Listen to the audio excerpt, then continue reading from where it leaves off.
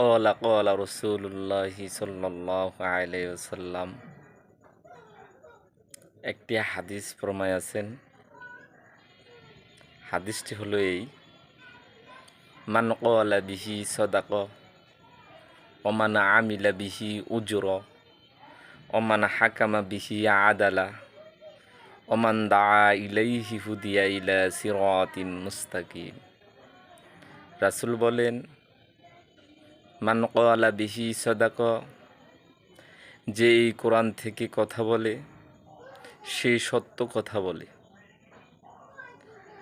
Oman আমিলা বিহি উজরা, যে এই কোরআনের উপর আমল করে সে তার প্রতিদান লাভ করে।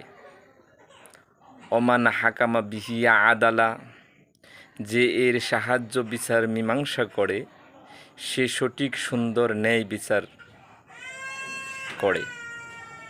ওমান দা ইলাইহি হুদিয়া ইলা সিরাতিন মুস্তাকিম,